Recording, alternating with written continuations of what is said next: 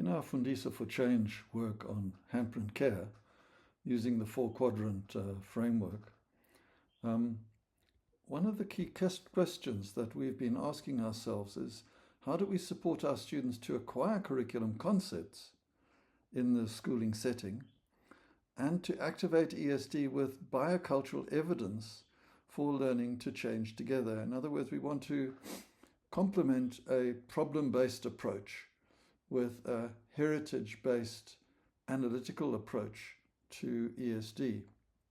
And some of the tools that Vilma and I came up with was around this proposition that key conceptual tools could be found to examine history and heritage.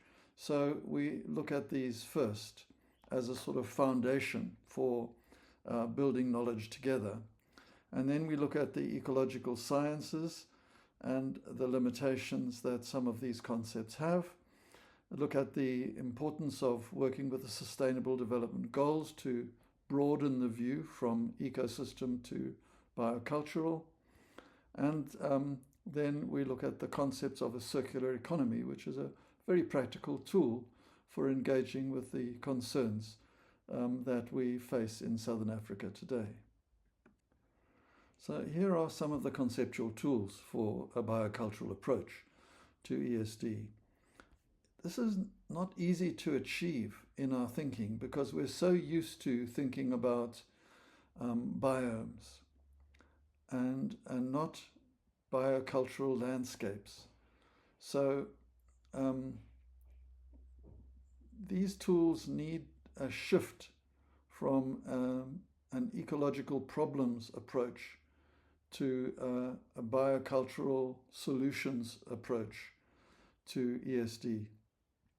And here, one of the key shifts is the biocultural heritage tool, which begins to look at biomes as living landscapes of biocultural land care and how these developed in Southern Africa over centuries of land taming. If we look at the cultural setting, the colonial period has left a legacy of exclusion, displacement, and disinheritance within commons and biomes that can best be read as living landscapes of biocultural heritage in need of restoration and transformation. Today, a key land care concept is participatory resource management to promote sustainable land use.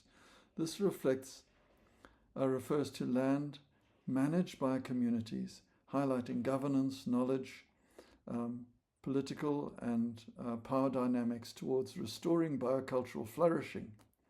Note the biocultural flourishing, thinking of biomes as co-evolving biocultural heritage as a key challenge in ESD today. So that's the first tool. Next, a really complementary and important tool for this are the Sustainable Development Goals and the concerns that these reflect. So the Sustainable Development Goal is a series of propositions that emphasize the interconnectedness of various challenges, recognizing that processes in one area, such as health and education, can contribute to advancements in others, including reducing inequality. You can see the much broader approach that a biocultural approach requires. The goals also highlight the need for global collaboration, leveraging creativity, technology, and financial resources to achieve a more sustainable and equitable world for all. The key concepts behind the Sustainable Development Goals, or the SDGs as we'll refer to them, center on ending poverty, hunger, and discrimination. So that's a second tool that is full of concepts that the students can take up. Similarly, ecological concepts, with the limitation that it separates people and nature, which a biocultural approach tends to integrate, means that we also have a series of very useful concepts as propositions for deep thinking, like the form and function of things, the distribution and abundance in ecosystems, niche habitats, etc. Here one finds competition, predation, parasitism, commensalism, and mutualism that help explain how organisms interact with each other and their environment, forming complex ecological communities and systems. The limitation is that we apply this to nature, and we should be applying this to the biocultural sphere in which we live. These reflect levels of organization, organism, population, community, ecosystem as biosphere, biotic and abiotic factors that influence relationships that can be mapped as food chains, food webs, where energy flows through trophic levels and matter is recycled. And except we take up a broader view than this narrow ecological idealism. Lastly, the circular economy is a very important and fairly recent tool which seeks to keep products and materials in use for as long as possible, minimizing waste and the regenerating of natural systems. This involves practices like sharing, leasing, reusing, repairing, refurbishing, and recycling. The goal is to close material and energy loops, redesigning out waste and pollution, having circulating products and materials at their highest value, and regenerating nature. The regenerating nature connection is really important. These principles shift from a linear take, make, and dispose approach that came with modernity to a restorative and regenerative system that aims to keep resources in use for as long as possible, minimizing waste and the impact on natural systems. So those are 4 tools. You can add more to these, but by keeping to these tools, we've got some of the basic tools that are needed for key concepts for ESD. So if we look at our first tool, it's important to read it from the point of view of the rise of ecology and the development of environmental education. So in the developing colonial ecological concepts, they became inscribed in the wonders of nature. They didn't take sufficiently strong of a biocultural process in an ecological canon within a perception of nature without humans, shaping the ecological sciences within an Arcadian sense of holism and balance in nature. So a form of ecological idealism developed, and very useful concepts that we can reflect on as humans, but we need to shift beyond this. This pointed to environmental degradation and pollution as problems, and people out of balance with nature, suffering from unawareness and the need to learn new ecological ways of being, whereas we really needed to learn new social ecological ways of being, initiating environmental education as a process of experiential immersion in nature.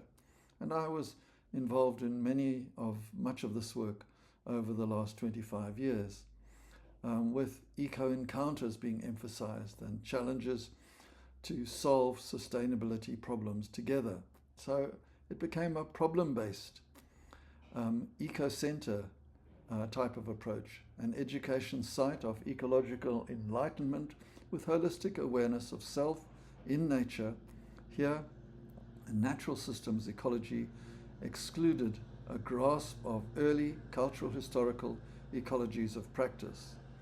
So, can problem-activated ESD be enriched with historical biocultural evidence? Is there sufficient evidence to complement ecological approaches with biocultural approaches? Well, it's not an easy shift to make, to move from a sense of biomes to a sense of living landscapes and biocultural.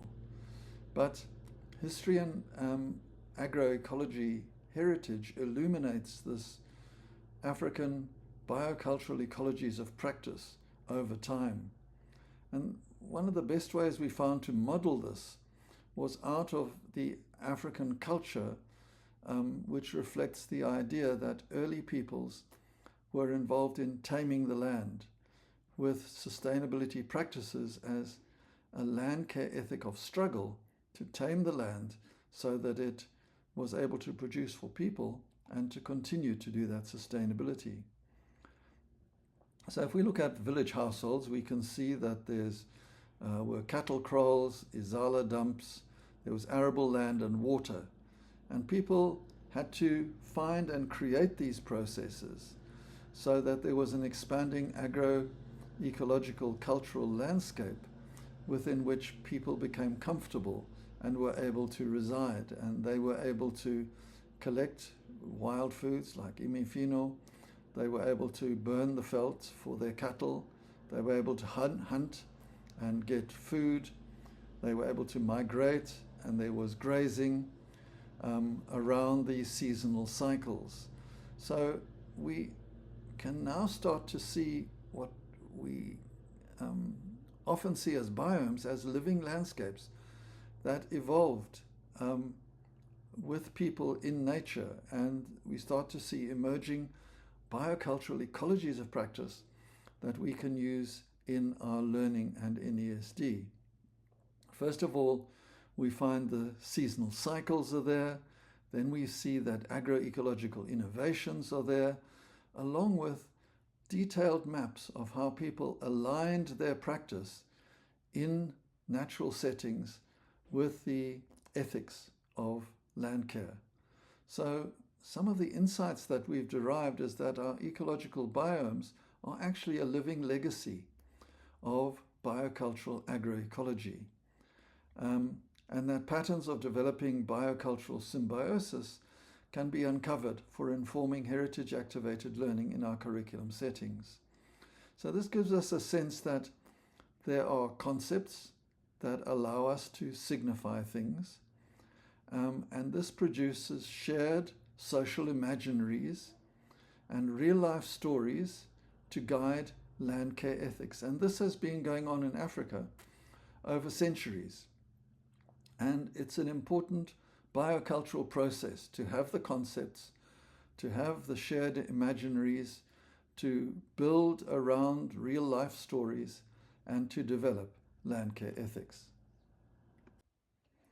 Now, if we move into the ecological, we can see that much of the ecological work is concerned with the wonders of patterns of interaction. Here, the feeding relationships in forest soils and leaf litter, and then with a reference out of the wonders of nature to the way that human beings can do things without destroying and disturbing nature.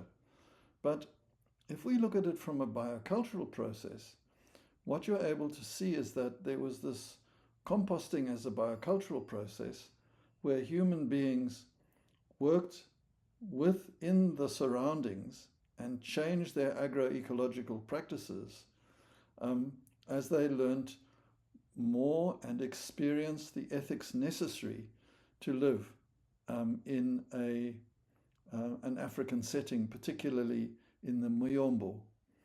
And unfortunately, the ecological is quite narrow, excluding all of this heritage, but at the same time it has golden threads of interdependence. And if we take the organisms in this little eco-puzzle that I will show you, we're able to model patterns of interdependence, but not patterns of biocultural interdependence.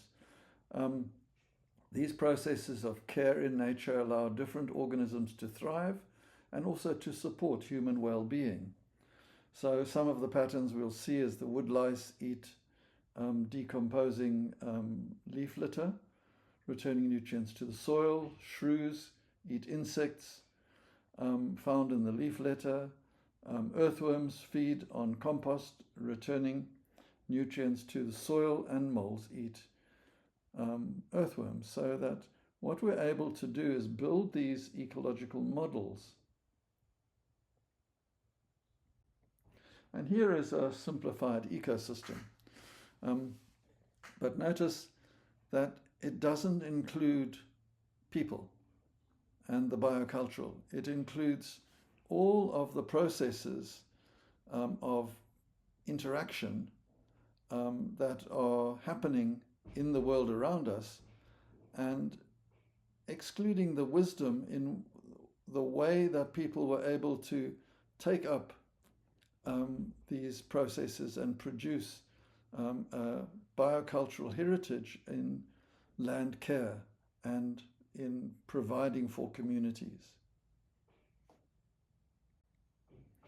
So now if we move on to the Sustainable Development Goals, here's an African story of a Hamburg community in the Eastern Cape. It's a small community. There was a garden near a seasonal spring. This was expanded with municipal support to become a food garden for the community. Today, however, few dedicated gardeners are struggling to keep it going. People receive social grants.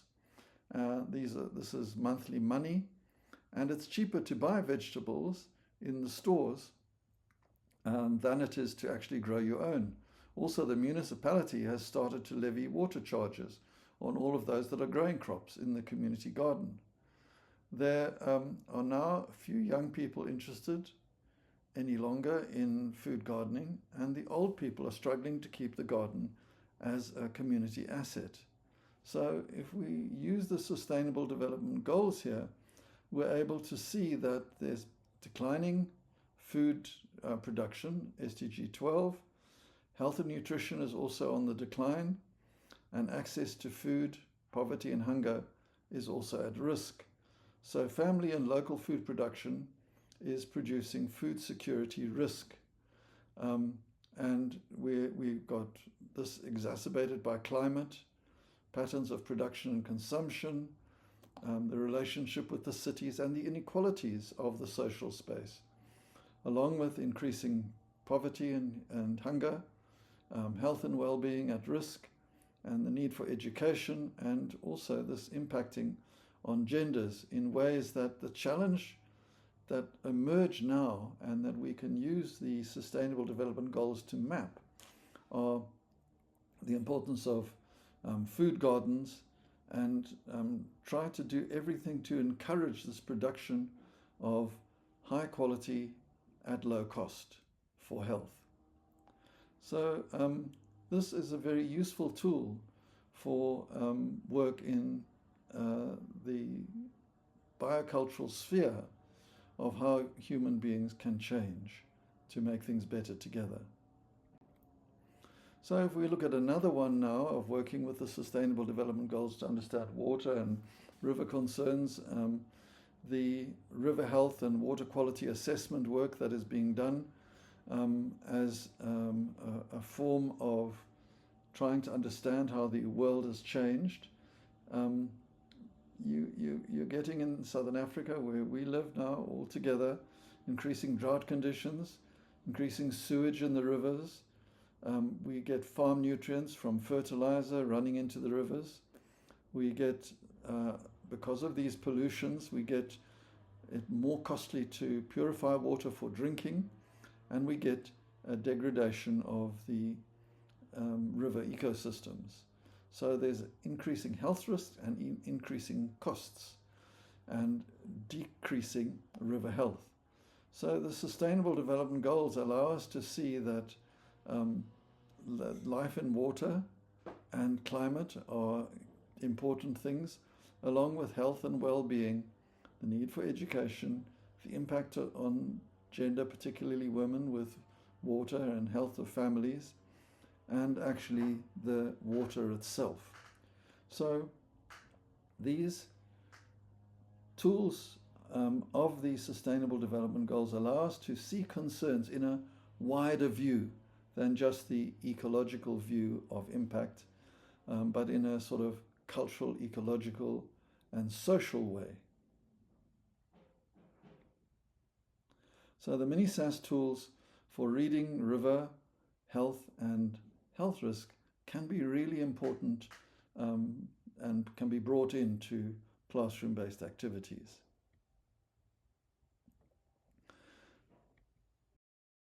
So now if we start exploring these agroecological and biocultural sustainability factors, and we go to the Food and Agricultural Organization because of the emphasis on agroecology, the Sustainable Development Goals can be seen as a very, very useful tool to examine better forms of production, to look at better nutrition in the community, to look at better environments and restoration, as well as a better life. So they become very useful tools for thinking about and talking about these biocultural processes. And there is a very useful tool called the circular economy that we're able to use.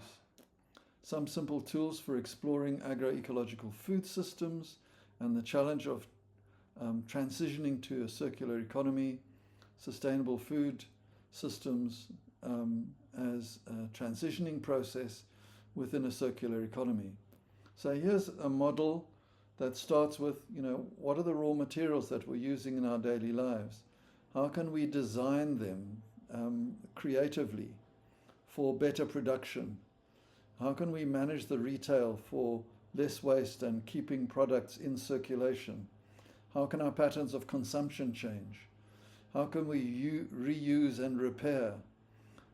Is there ways in which waste is being collected and recycled? So this tool is a very useful tool for examining how we live as biocultural communities in a world that needs to be restored.